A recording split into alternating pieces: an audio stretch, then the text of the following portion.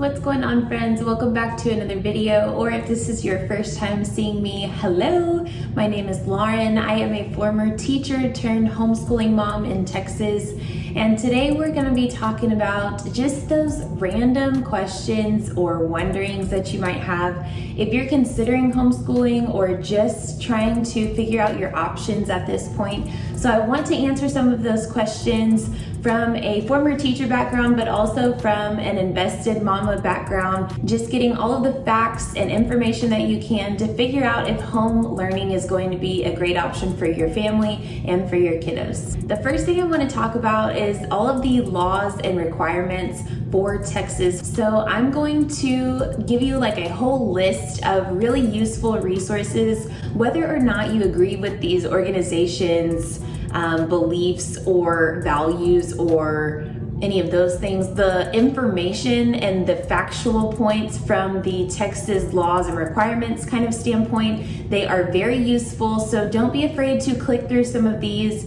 and read what they have as far as checking all the boxes and meeting all of the requirements for homeschooling in Texas. So I will say that I have used hslda.org a lot, mostly because there's a lot of information on there and a lot of commonly asked questions or frequently asked questions that you can click around and find a lot of good information to help ease your anxiety or any hesitation. There's a lot of information on there, and that's just one that I specifically have the most experience with and want to share my insight about. But that doesn't mean that that's the only one out there that is useful and very user-friendly and will provide you a lot of information. Another question that I get asked a lot, especially for moms who may have had like a career change or position shift in these last few years. So that has to do with scheduling and if it's possible to homeschool when you and your spouse work outside of the home, or even if you're working in the home, is it still possible to homeschool? The answer is absolutely. And I think a lot of the time we feel like we have to fit our family into all of these normal schedules and flows and views of what education and really what working can look like.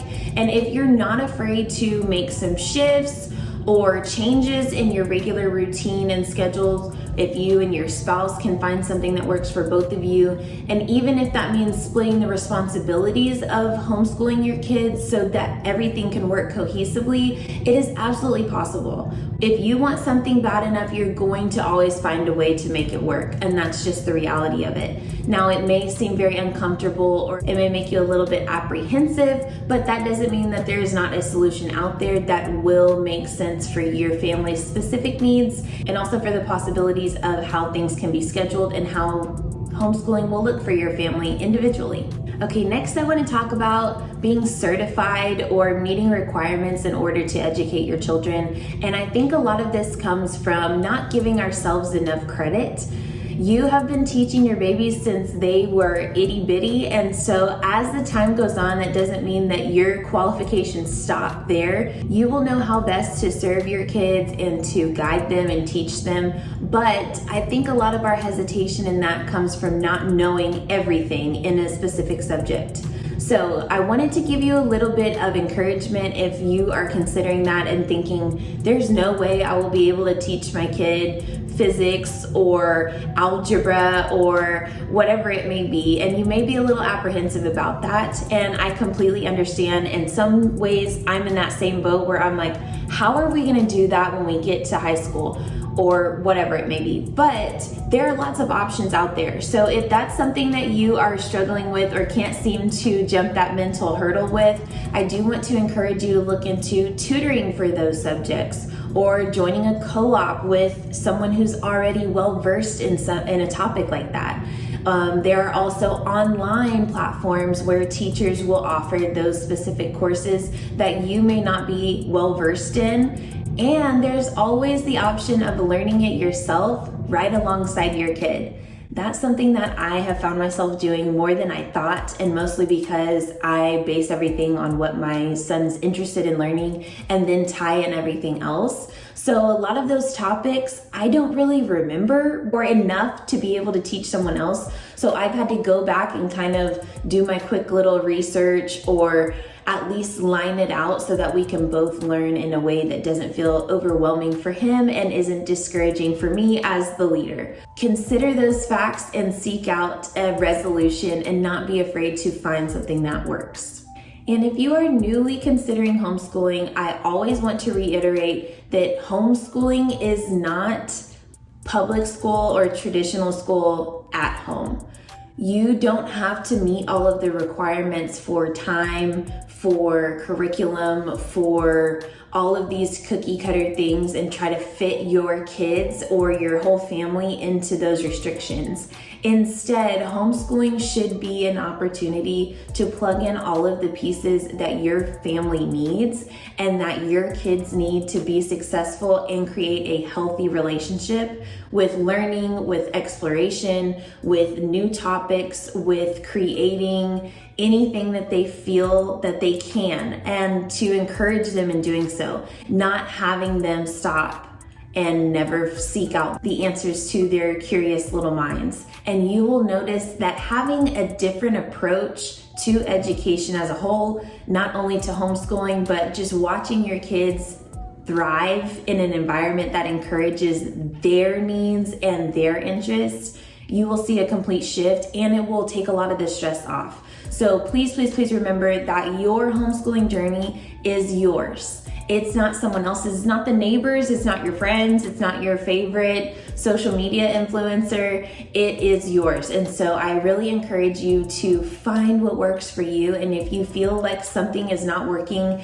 and it's taking the joy out of what could be a really positive and healthy environment for your kids to be in with their education, then it's time to reevaluate. That is something that I think we need to continuously encourage ourselves to do. If it's not working, that's okay. But that means that there might be something or a different approach out there that will help us to be more inspired and to feel motivated.